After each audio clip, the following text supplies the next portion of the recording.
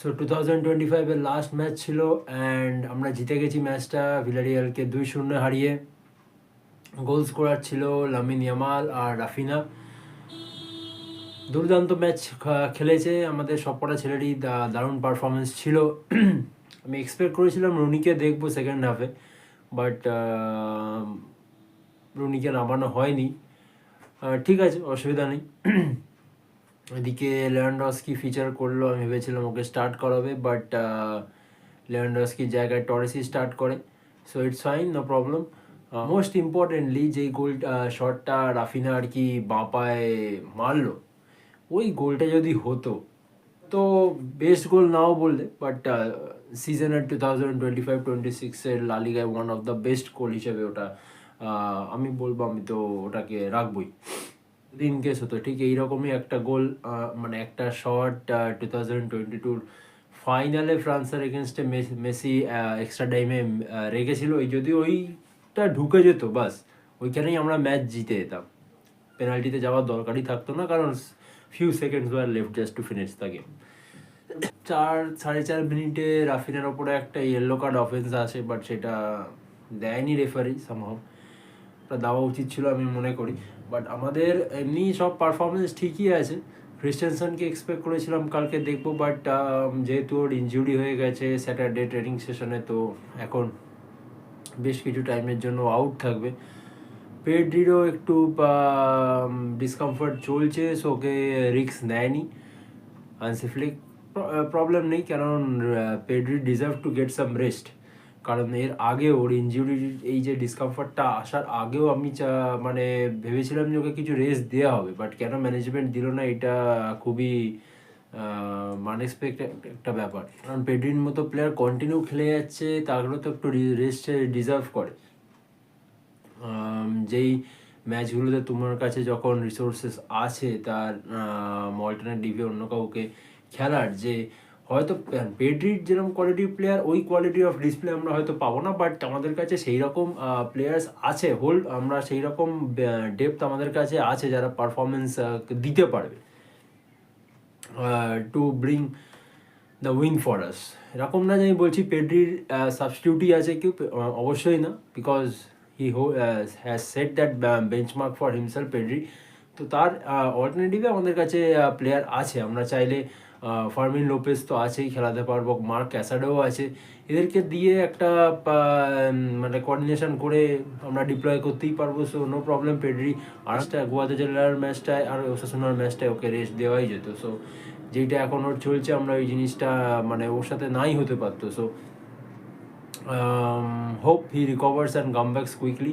এইবার যেই প্রশ্নটা হচ্ছে সেটা হচ্ছে জেরার্ড মার্টিন আর কুবরাসির যে পাইভট রোলটা, কারণ দুজনেই ডিফেন্সে আছে, দুজনেরই খুব কম বয়স, inexperience, but salute to their talent and salute to their quality of display, যেটা ডিফেন্সে তারা খেলছে। বিকজ অত কম বয়সী প্লেয়ার হয়েও এত সুন্দর পারফরমেন্স দেওয়া খুব সচরাচর দেখা যায় না, কারণ যেটার জন্য কিছু কিছু টাইমে আর কি ডিফেন্সে আমরা মানে যেটা লাস্ট সিজন ইনিগো মার্টিনেজ করছিল, because Inigo held that experience in himself, যার জন্য ওর কোঅর্ডিনেশনটা কুবরাসির সাথে থাকছিল খুব, যার জন্য একটা গাইডেন্সেরও একটা পার্ট আছে, এটা ম্যাটার করে। সো সেইটা ল্যাক করছে এই সিজনে, যার জন্য ওরা দুজন খুবই কম বয়সী। সো কিছু কিছু ভুল করে ফেলছে। কালকে জেরার্ড মার্টিন ইভেন অনেক বল লুজ করেছে, যার জন্য দুটো অ্যাটাকও আমাদের ক্রিয়েট হয়েছে। So thanks to defence and জোয়ান গার্সিয়া ওগুলোকে সেভ করে দেওয়ার জন্য।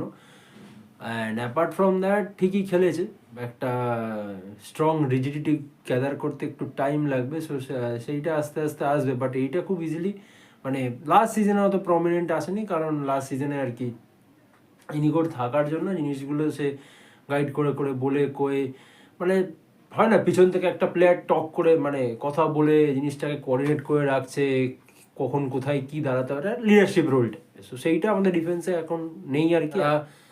বাস্তনির সাথে খুব রুমার্স উঠে আসছে যে ইন্টার মিলানের যে সেন্ট্রাল ব্যাক আছে কম বয়সী, ও বাস্তনি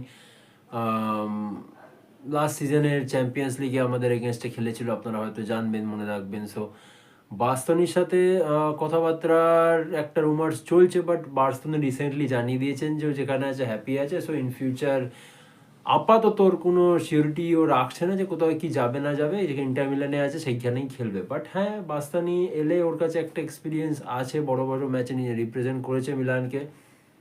ওর আসাটা একটা প্লাস পয়েন্ট আমাদের ক্ষেত্রে থাকবেই। ম্যানেজমেন্ট কি বুঝছে না বুঝছে সেটা এবার ম্যানেজমেন্টের ওপর, বাট আমাদের একটা proper central back with experience and quality লাগবেই।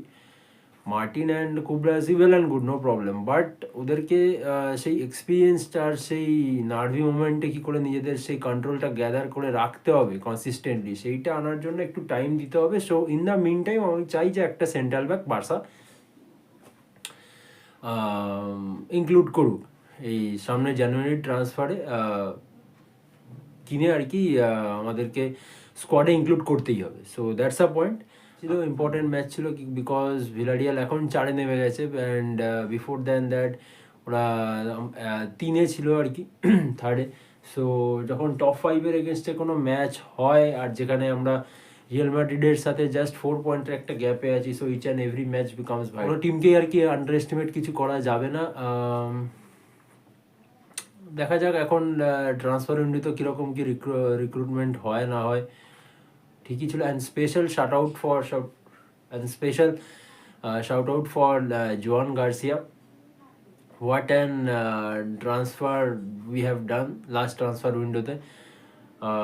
জোয়ান গার্সিয়া রিক্রুটমেন্টটা আমাদের খুবই আর কি একটা প্লাস পয়েন্ট অ্যান্ড খুব বেনিফিশিয়াল সব অ্যাঙ্গেল থেকেই, বিকজ জাস্ট 25 মিলিয়নে স্প্যানিয়ল থেকে জোয়ান গার্সিয়াকে আমরা পেয়ে গেছি। এইটা মানে we are so lucky, and এই ট্রান্সফারটার ওপরে আর কোনো কথা হবে না, কারণ the quality that Joan Garcia holds আর যেই ডিসপ্লেটা শো করছে ও, যেরকমভাবে যা এক একটা ম্যাচে সেভ করছে, গোলগুলো মানে শর্ট অ্যান্ড অল বাঁচাচ্ছে সব কিছু। সো স্যালুট টু জোয়ান গার্সিয়া। দারুণ একটা আমরা গোলকিপার এবছর পেয়ে গেছি লং টার্মের জন্য, যেটা most important. Long term consistent পারফরমেন্সের দিক থেকে সব পার্সপেক্টিভেই দেখতে গেলে একটা পারফেক্ট রিক্রুটমেন্ট জোয়ান গার্সিয়া।